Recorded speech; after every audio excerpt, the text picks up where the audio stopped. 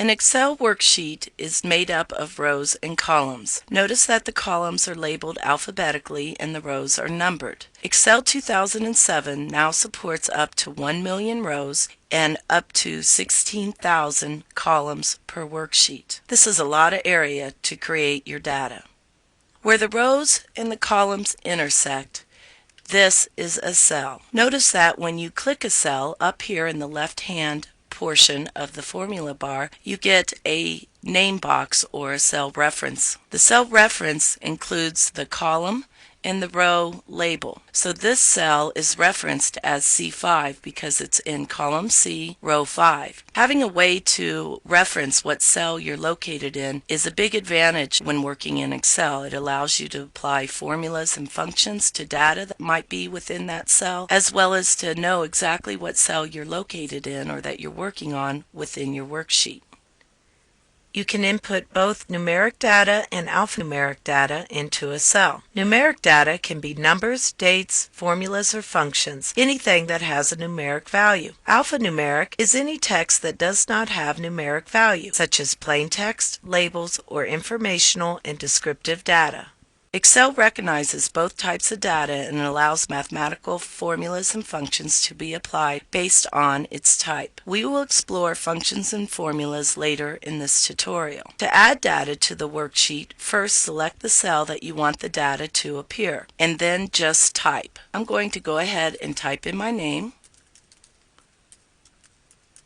And notice that my name is longer than the column width. Excel by default, if there's nothing in the cells directly to the right of the cell that you're inputting data, will automatically extend that data to the right, allowing it to flow across the empty column cells to the right of it.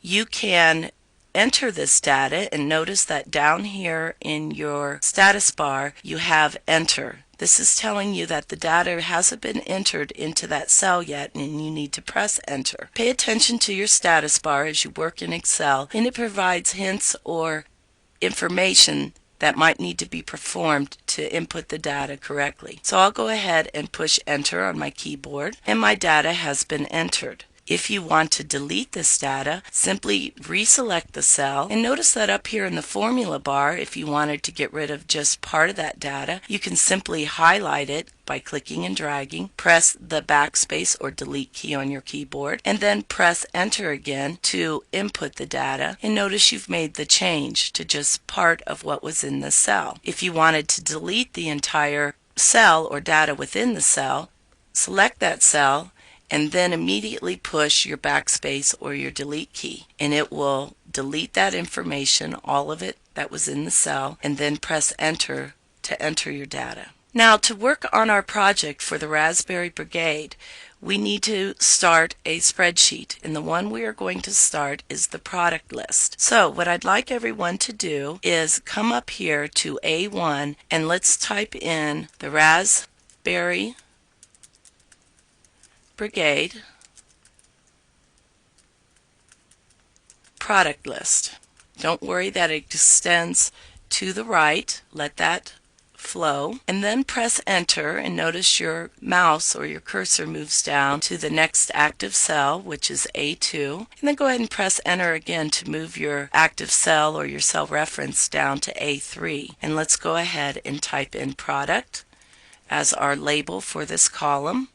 And again, press enter to move your active cell down to A4, and then type in one of the first products, and we'll call this Raspberry Muffins, and then we'll also do Blueberry Muffins. If you make a mistake, either come up here to your formula bar and correct it. Again, remember to enter your data by pressing enter, or if it's the entire cell that you want to delete, again select that cell and then just press your backspace or your delete key to delete it and type in the correct term or label that you're applying. And again, press enter to enter that data. And you can see that we have started our product list for the Raspberry Brigade. We will do more with this in the following movies that make up this tutorial.